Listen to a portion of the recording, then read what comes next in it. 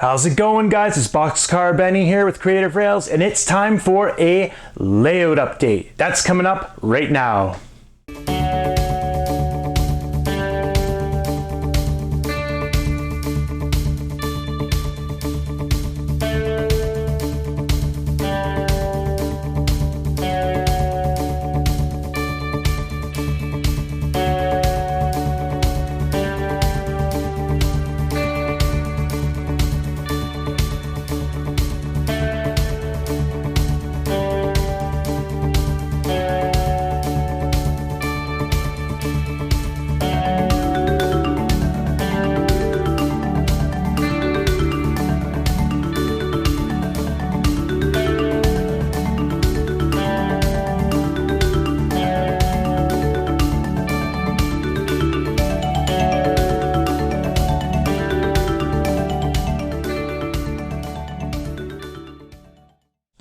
Okay, welcome back to Creative Rails, where we think outside of the boxcar. So let's just jump right into it. What I'm gonna do, I wanna show you guys the layout on this video, and then I'm gonna do another layout or another layout tour video after to show more of the train room. But this one's gonna be about the layout itself, just to kind of keep it short and sweet. So let's start where we left off. Where we left off, I had about 80% of the taping done in the train room section. So that had to get finished off, and then a couple coats of primer. I did a couple coats of primer because I'm planning on doing an oil painted backdrop on the layout.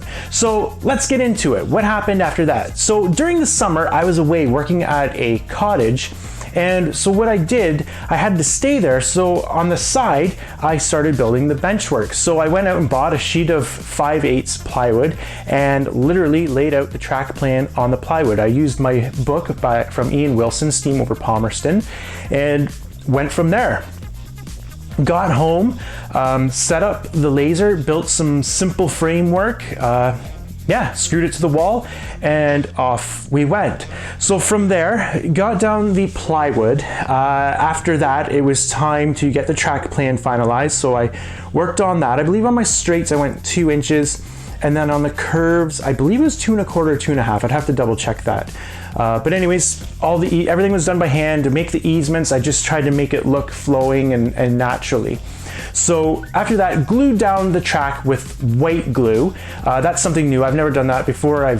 My first layout, I nailed it, and my second layout, I used latex caulking. But this time, I think it was Dave from Crooked River in Eastern. I learned on his channel, if you do make a mistake or need to change something out, you just wet the white glue and out it will come.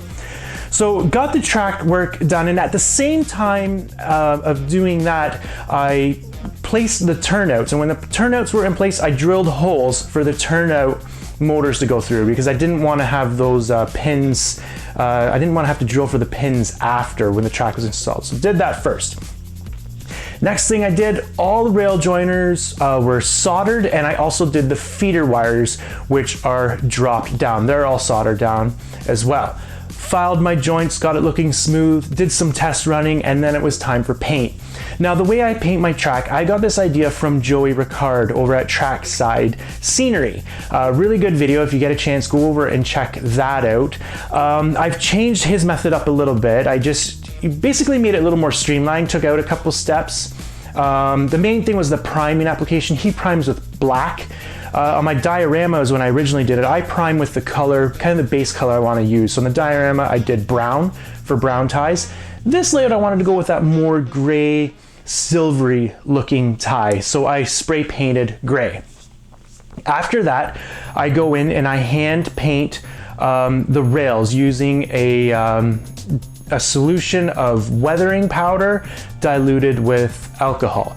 Hand paint the rails, and then I go in and fix up all the ties with 2 difference of gray, because what happens here is you have the color gray from the spray can, then I use a lighter color of gray than the spray can and a darker color. So you end up getting 3 colors. And what happens is you just do the ties that you kind of messed up with the rails, where you kind of got paint over on the tie from the tie plate and the rail.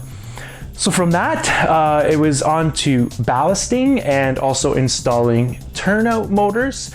Ballasting is going pretty good. I'm halfway on one end and halfway on the other end, so I'm kind of coming together to the middle and working my way through.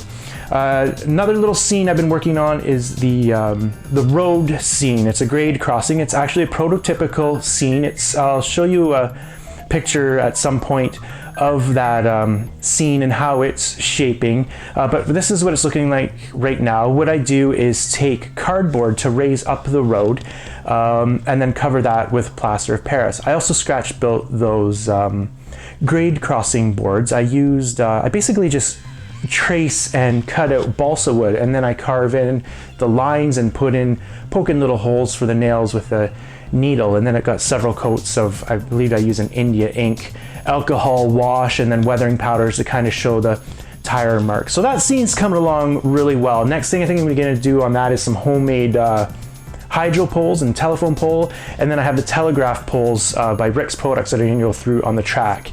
And then in the background you'll see the new furniture factory that'll be sitting there. I think it's going to be a really cool, effective scene. Going to the left from there, something you guys have already seen is the Esso fuel dealership. I still can't find out who owned this at the time. I can't find any photographs. I basically just have a couple photographs of it in the background, and basically just how it was laid out kind of on the track plan in Ian Wilson's book. So that's where I'm going with that. Everything's been painted now. Now I have to do the final details. So the tanks have a coat of silver paint, and then I just did a black India ink wash. So I'm not going to hit them with as much rust. I wanted them kind of complement the building and have a bit of a contrast. Then on top of those tanks, I'm going to build a custom scratch-built wooden walkway. The kit came with a plastic one, but I thought it'd be cooler looking to do a scratch-built real wood walkway to kind of bring it together, since everything else is scratch-built in the area. Another little thing is the little coal shed, which was shown on an episode of On Track Tuesday. So that was a very simple little build out of some scale lumber, and that's the first time I've tried the hairspray trick and peeling paint. So basically I primed that. Well, I didn't prime it. I hit it with India ink and alcohol. So you're seeing a common theme. I like the India ink and alcohol. That's a really good trick for giving you that classic gray silvery wood look. Did that, then did a quick coat of C&R boxcar red. But under that was the hairspray coat, and then I just used a toothpick to kind of peel the paint off. I found the toothbrush wasn't strong enough, so the toothpick was not sharp enough to damage it, but was sharp enough to take the paint off. So yeah, I've also showed you guys the one part of it's a corner of the Krug building, and with that I'll show you guys the fascia. So now you're getting an idea of how I'm using the fascia to act as kind of like mass for the buildings that are kind of coming out into the foreground. Now originally I was going to cut holes in those parts and have kind of a window so you can see the interior of the factory.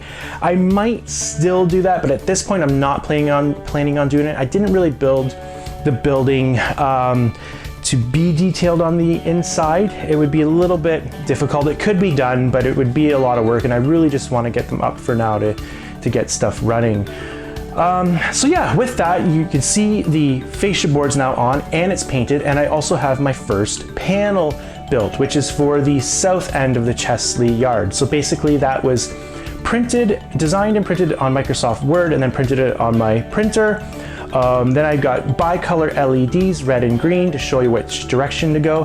And the actual frame is a picture frame. I bought a bunch of those picture frames from Michael's. They were really cheap, but instead I thought it had like a plastic covering, but it didn't, it was glass. So I replaced the covering with acetate.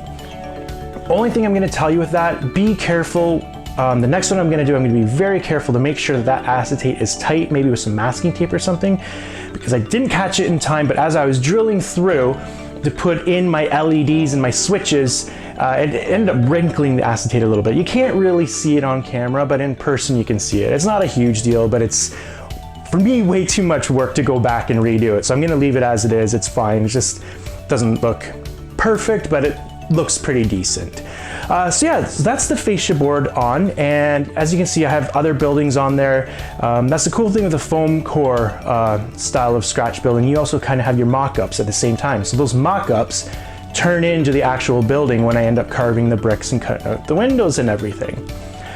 So you go around to the other end of the layout, and here we have, at this point, I wanted to add, I don't have a ton of room for scenery. It's really, this layout is town to town and not a lot of room in between. So I wanted something just a little bit more dramatic and something just to add a little bit more, just a little bit more hills and Rockies. Now it is prototypical because that is what this land is like where I'm from. It's really hilly and the rail lines were really just cut through. Basically cut through farmers' fields and forests. That's what it was. So this is really one of the only sections where I can get a decent forest on some hills. So that's what this is. I used just some pink styrofoam, carved it out with a knife, and then the main trick here is Sculpt-A-Mold, and a lot of Sculpt-A-Mold. And what I use is a homemade batch, which I'll show you guys in a future video. It's really cheap and you get a lot of it. Because something I realized, I did this same kind of construction on my diorama. You really need to be careful when you stack styrofoam. You got to be really careful to disguise those stacks because it can become obvious in the final outcome. With this scene, I'm pretty sure I'm going to be okay. I used a lot of Sculpt-A-Mold to build it up and make it look random and various. The other thing I do, I have the fascia board on the front side. What I'm going to do there is build the Sculpt-A-Mold right up to it. So I'll mask the top of the fascia board and build the Sculpt-A-Mold right into it, and so it'll be a nice clean line. I really like that clean line. It's something that I really try to do. Either have the scenery go on top of the fascia board or have it not, but either way, make a decision and have it look crisp. I think it's a really nice feature. So when you go down to the other end, where that track curves, that's where the helix is. So I'm just starting to plan for that. I have the plywood for it. I have the templates. It's time to start building that up and getting it to go around and around. It's basically just making the first template and then off I'll be going. I think it'll be just more time just cutting all the plywood. Putting it together I don't think is going to be too difficult. So that's about it. What's to do? So right now I do have the track feeders down, as I said, and they're all soldered. What I have to do is run the main bus line.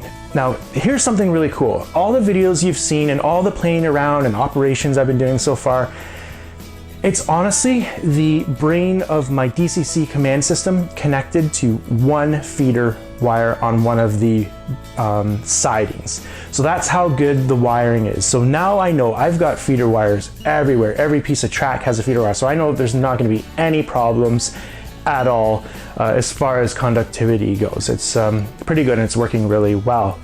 So I think that's it, guys. Like I said, next coming up is going to be the helix, and I really like to start doing the backdrop because I find if you get too far ahead with the backdrop, it's going to be really hard to mask everything. So I'd like to do it sooner than later so I can really start filling it in, getting the tall grass going in and getting the poles going in. There's also a really cool highway overpass scene in Chesley that was there a long time ago where the highway went right over the yard, which is also a prototypical scratch built thing that's gonna happen as well. So I hope you guys liked this video. If you did, please hit that like and subscribe button. Also do yourself a favor and please hit that bell notification icon so you are updated when I release a video. Thank you so much for joining me. We'll see you guys on the next tour where I'm going to show you the actual train room, because I've also made the entire room a comfortable space for the operators. So I've got the dispatching desk in, some cool stuff on the wall. So I want to show you some of my stuff, how I've displayed it and everything. It's going to be a cool video too, but I'm going to do that on another one, like I said earlier, to keep the video a little bit shorter. So that's it, guys. We'll see you on the next one. Take care. See you later. Happy model railroading and stay creative. Bye-bye.